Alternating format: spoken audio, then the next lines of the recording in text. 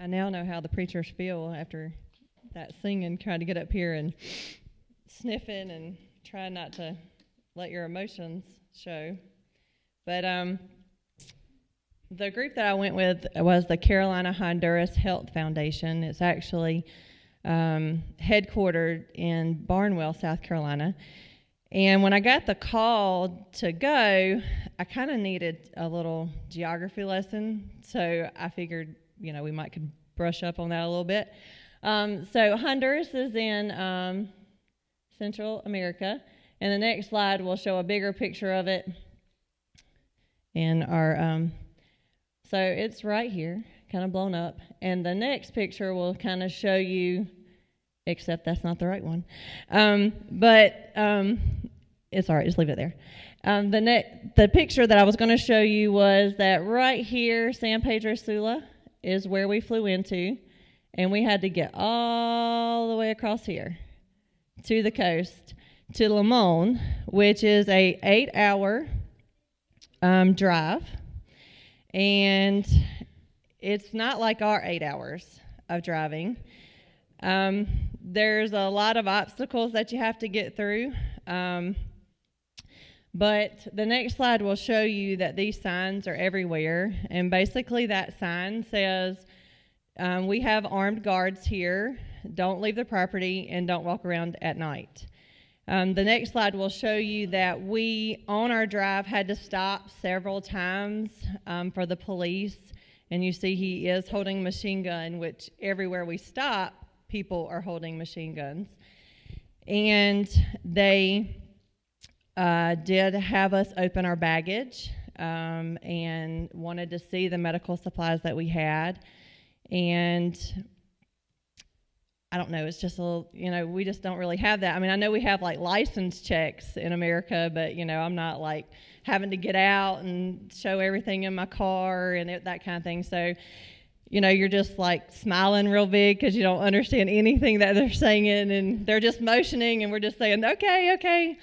So the next slide shows we were in, all of our vehicles were marked this way. So most people knew that we were bringing medical supplies and medical care. So we were well accepted, but it was in like a Toyota type, Volkswagen type van. So the roads they leave a lot to be desired. So they kind of broke up our trip, so we didn't have to do the whole 8 hours straight. So the first thing that we did, we just drove to a major city and stayed in a hotel. And the next morning we got up, and the next slide shows that we went grocery shopping. Where we were in Limon, the nearest grocery store is 4 hours away. So we had to pack up all of our groceries for the whole week. So you can imagine that for the number of people, we had 9 people that went, 2 general practitioners, a nurse practitioner, the pharmacist, which was me, a lab technician, a medical office assistant, and 2 non-medical members that were needed to work in the orphanage and just to help wherever we needed some fill-in. And 1 student actually went as her senior trip as a translator. So we had 9 people, plus we had to also provide food for everybody that worked at the clinic. So there were locals that helped us at the clinic. So we had like a 5-page grocery list, and they paired us up in 2s, and we went into the grocery store, and you should have just seen us, American people who could not speak Spanish, trying to find groceries that, like, our list was in English, but in their stores, it's not written in English. So we were trying to match that up. So anyway, we had 5 buggy fulls, and they rang it all up, and then they packed it in these boxes, and then they had to put it in the back of that truck. So we had like 5 baggers that helped us take all the boxes to the car. The next slide will show you that this is how the roads were. Big ruts in the road. October to February is their rainy season, so we were coming out of the rainy season, and they say that the roads get a little bit better, but I don't know how that could happen. But there would be jerks because you would come up on a hole and not see it before you got there, so they'd slam on brakes or they would swerve around, and I have lots of bruises from just being kind of tossed around. And it's like a roller coaster ride, but not as safe, I don't think. And the next slide just shows how their roads are kind of the last hour of the trip. This is kind of their paved roads, but even the paved roads weren't really good. And we would have to dodge all kind of things like cattle drives. So the next slide shows you just in the middle of the road was a cattle drive that we had to go around. And I thought it was very interesting that the leaders of the cattle drive were young people. They looked like very young teenagers, and the next slide will show you a close-up of that. I mean, they were, just older children that were leading this. And I was fascinated. Most people don't have a car in Honduras, but there were taxis, and I was very fascinated with the picture of this taxi, which is the next slide. I just thought that was the cutest thing ever. But they made fun of me because I kept trying to hurry up, get up there so I can take a picture of that taxi. But the average family makes $2,200 a year. And most homes don't have one single Bible because it costs $50 for a Bible. So if I go again, that's one of the things I want to try and take up before I go, is anything that is made there or grown there, you can purchase very cheap. But anything that has to be imported in is not cheap. And Bibles aren't made there. They have to be imported in. That's why they're so expensive. The religion is mainly Roman Catholic, but there has been a turn in that and an increase in going to Protestant religions or no religion at all. So the next 3 slides will just kind of show you there are some very nice establishments and housing in some of the areas, but most people live in the type of housing that you'll see over the next 4 slides. Honduras has the highest rate of intentional homicide in the world. Drug trafficking is also a problem, which is why we had so many stops by the police to check our bag and our luggage. But they have like the adobe type houses, just kind of shacks here and there, kind of pieced together. The next slide kind of shows you like a thatched roof. You would see that a few times.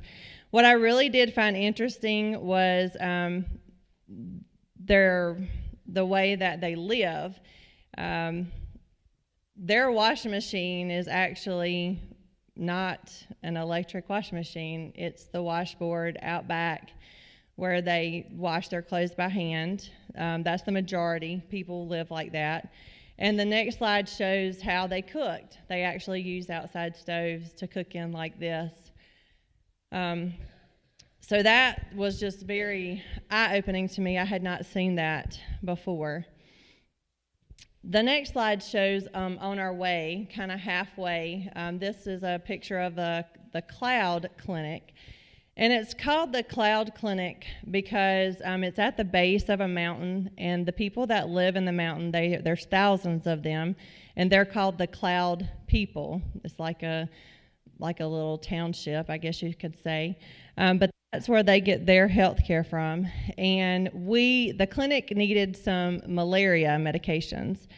So we had bartered with the government to drop off some of our antibiotics that we brought and get some malaria medication. So we did like a swap. So that's why we stopped at this clinic. And while we were at the clinic, a guy just walked by with a machete. So the next slide is of him, and he was very friendly.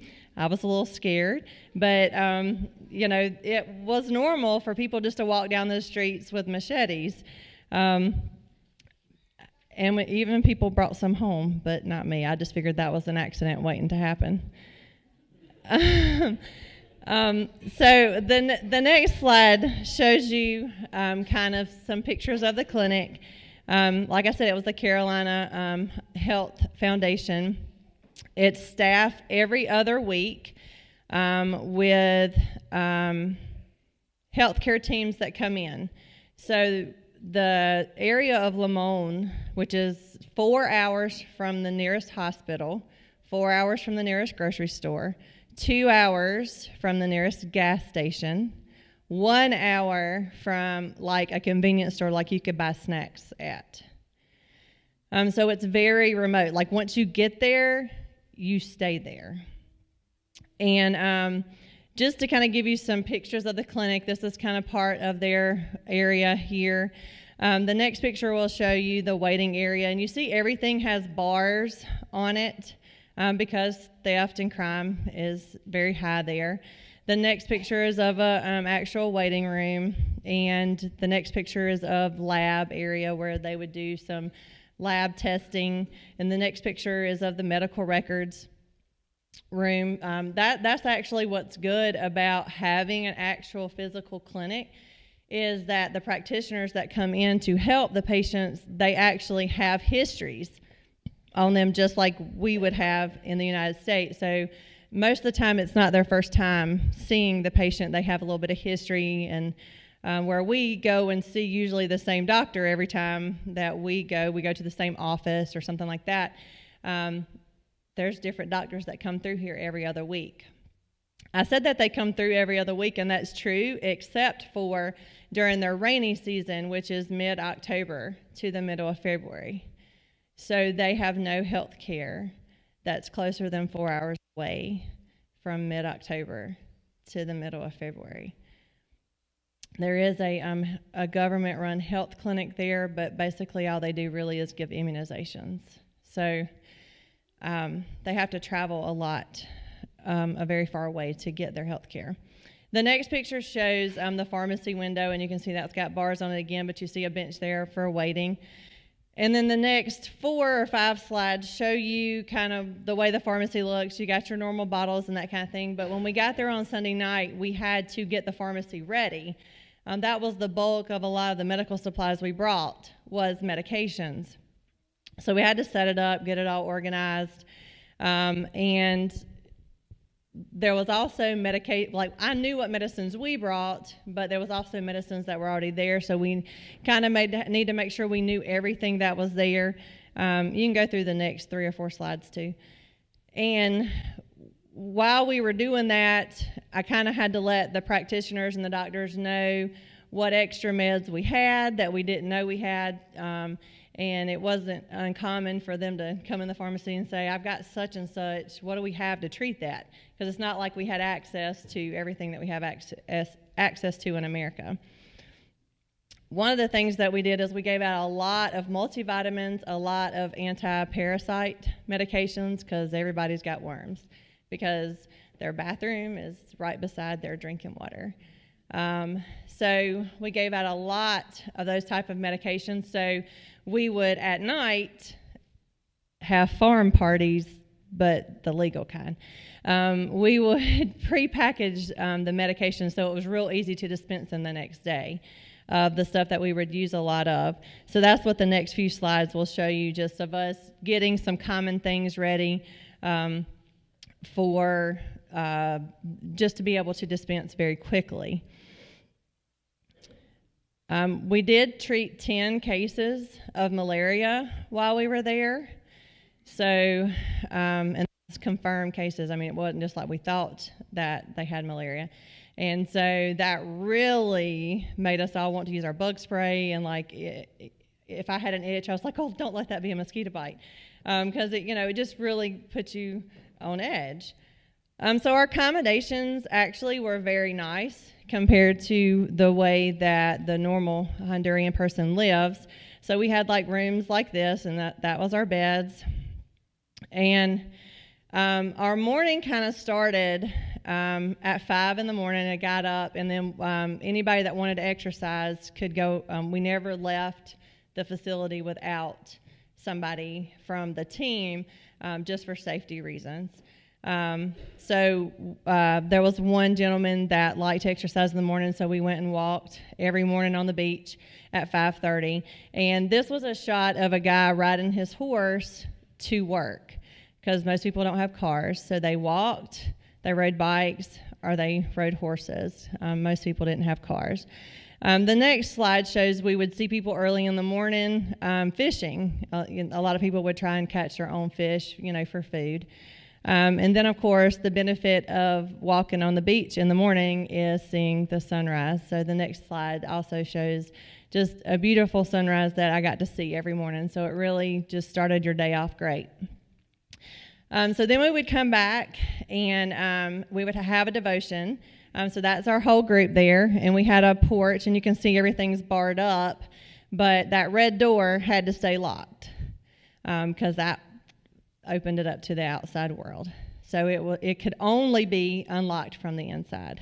So no one could unlock it from the outside. So someone had to always let you in, and that was for our safety. But we did have devotions every morning, and then we would, the next slide shows you kind of what each meal was like. And if you see the blue little tub right here, that had Clorox water in it. So their water did have a filter there at the clinic, but we always washed our hands with Clorox water and then hand sanitizer.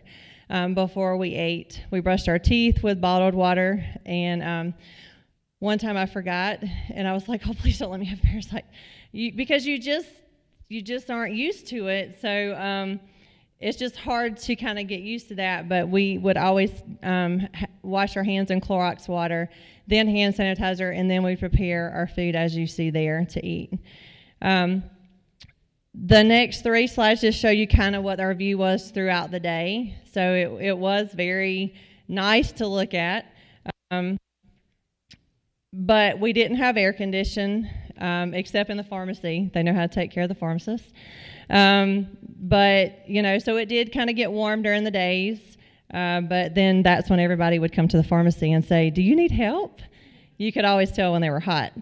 The next slide shows, I guess the people are really used to the way the clinic works. So it shows you, this was on the gate of the clinic to let you into the clinic area.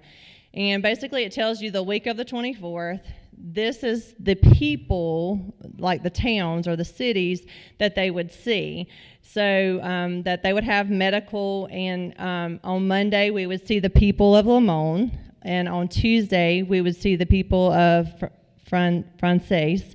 And on Wednesday, we would go to Icateus, and then on Thursday, we would see the people from Plantus.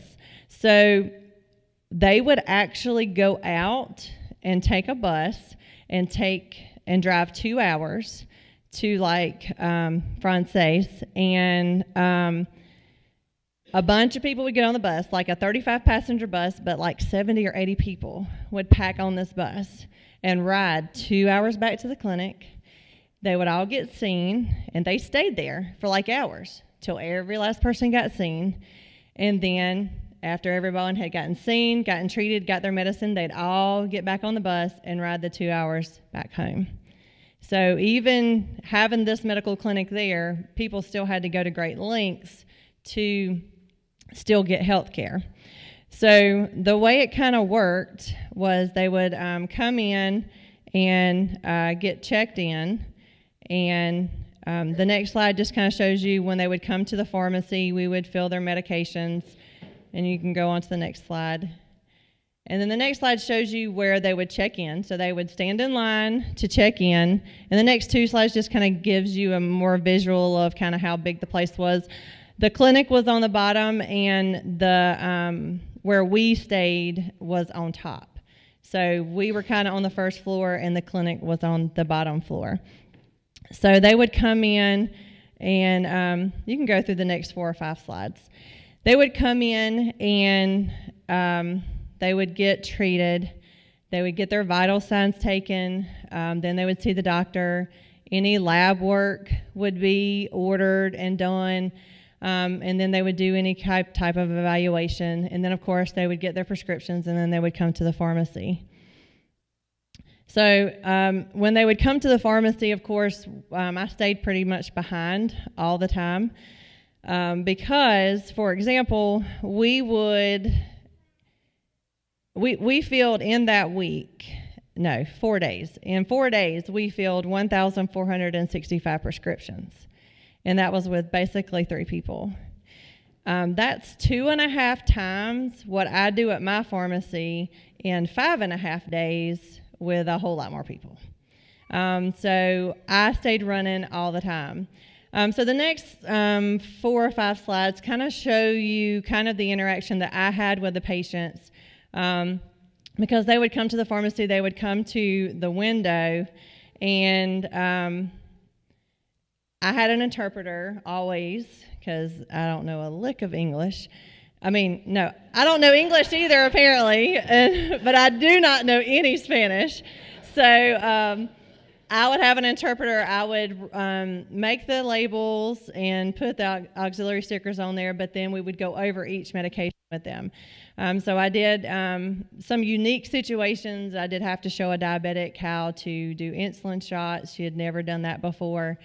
And there was a lot of asthma-related medications due to just their living conditions being very dusty. The roads are very dusty. Their cooking is, by the wood stoves, that kind of thing. So they had a lot of asthma, that kind of thing. So I had to do a lot of counseling on inhalers and nebulizers and stuff like that. So we can go through the next few slides. It just shows you kind of some of the patients that came through. This little guy had a fungal infection all over his body. But that's the waiting area, so that was like my view out into the waiting area of the pharmacy. And then, of course, a lot of people, they just like to talk to you, so they would come and smile at you and get your medicine. But this is a picture of Dr. Gunner. It was not uncommon that they would have something that they needed to treat, and they were like, I have no idea what we have in the pharmacy to treat this. So they would have to come, and which, right out the door is the waiting area. So they would just come and check and see what we had so he would know what to write for. So we did have a clinic actually there every day but one. Because one day, this is us trying to get ready and pack up to go to a remote clinic. So we basically had to decide what medicines we wanted to take with us, and we basically packed everything up. And you can go 2 more slides. And we basically packed everything up, and we drove in a school bus with the windows down about 2 hours, very dusty, very hot, nice roads. And I was worried like the stuff would get there and it would be broken. We wouldn't even be able to use anything. But the next slide shows you that we got a clinic. They actually have this building there. No air conditioning whatsoever in this clinic, so there was no safe haven for anybody. And they kept telling us, make sure you drink, because they didn't want anybody passing out from dehydration. So this was kind of the picture of the clinic, and then the next slide shows us kind of setting up again. So we had to set up a pharmacy there, and we did have electricity there, but it went out after like an hour. So we did have some fans, but that kind of just went away, and we didn't have electricity anymore.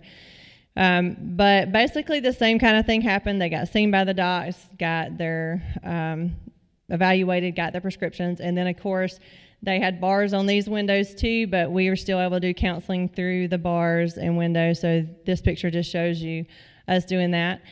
And it's just amazing. Of course, we had no internet access out there, but, we still have our iPads, and that worked. And so, of course, all the kids were really interested in that. So technology can pull anybody together.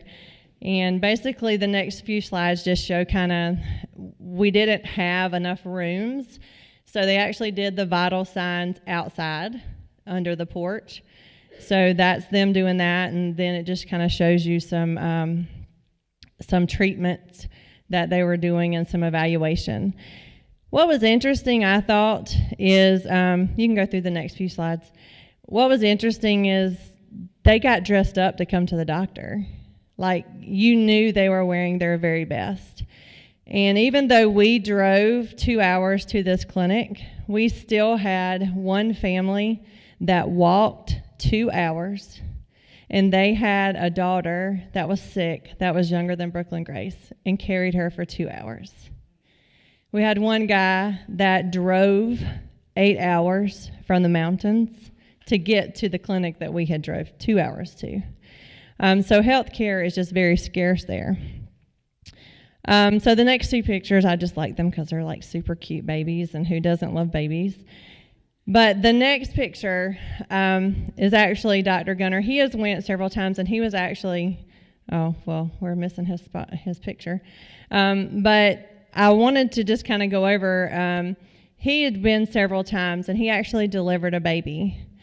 And they came back this time, and they named, his first name is Richard, and they actually named the baby Ricardo. And he actually got to meet, I think he's about 3 now, got to meet the 3-year-old that he delivered 3 years prior. So I thought that was kind of neat. But there was an orphanage in conjunction with the health clinic. And this is the way that everybody, oh, there's the picture. So the little boy that he's holding is the boy he actually delivered several years earlier. But the previous picture was how everyone travels. Like, they don't use road safety at all. A lot of people would be in pickup trucks if they did have trucks, and they would be standing up, not holding on to anything. And so that's how they took us to the orphanages. We all got in the back of the pickup truck on these bumpy roads, and I was like terrified that we would not make it. But the next picture is of the orphanage. This is a new building that they just moved into, and they are working on, the next picture shows you they are working on building a security fence so that the kids will have a safe place to play. So the next few pictures just kind of show you the orphanage and their facilities. They have about 30 to 35 children there. I don't know all their stories because I didn't get to spend a lot of time at the orphanage. But this picture right here shows we had brought some used shoes, just like gently used shoes. And that was them trying to figure out whose foot what shoe would fit. They were just kind of throwing them out and passing them out. And we also took some toiletries, and they just thought it was like Christmas. Just something very simple like toothpaste and toothbrushes and soap and that kind of thing. But their accommodations were, kind of like a dorm type, maybe like a freshman dorm type situation, open showers, that kind of thing. You can go through like the next 3 slides. And of course, they just loved attention and starved for attention, and immediately I became friends with one because they just come up and hug you, and whether you want it or not. And how can you just not become friends with them when they just come right up and just, hug you right here, your legs, and they would hold on to the truck as we would leave and not want you to go. I mean, just breaks your heart. I don't know all their stories, but I do know some of them are there because their parents died of AIDS. I don't know how many, but I know there are a few cases of that. But this little guy right here is, I think he's the reason that we were sent on this trip, because this was after clinic was all over. We were all packed up. In about 5 minutes, we were leaving, like we were heading to the airport. And about 2 or 3 days before I left for my trip, Jordan asked me, he was like, "Why do you have to go for a week?" And I said, "Well, when you're sick, day or night, we take you to the doctor. We get you the help that you need, and we get you better." I was like, these people have to wait for somebody to come to them to give them help. So the morning that we were leaving, this little guy showed up with his mom. He's 1.5 years old, in respiratory distress. He couldn't breathe. And we worked on him for an hour, giving him nebulizer treatments, giving him steroid shots, giving him antibiotic shots, just to get him to where he was not labored in his breathing. He was struggling so hard to breathe. If 5 minutes later we'd have been gone, he wouldn't have made it the 4 hours to the hospital. That he just would not have made it, if she could have even found a way to get there. So we worked on him for an hour, and the next two pictures just shows, because after we did get him ready, he ended up having pneumonia. And so we had to get him antibiotics, we had to give him steroids, and had to give him inhalers and stuff to be able to use. And I think he's the sickest child that we saw, but I think we probably saved his life. So I mean, I don't know his name. We didn't even have a chart on him or anything. It just all happened so fast. But that one child, can you imagine your 1.5-year-old and not being able to do anything for them? And that's how their life is every other week, that they have no health care. The last picture just shows our whole group. It was 9 of us, and that's basically the whole mission trip story.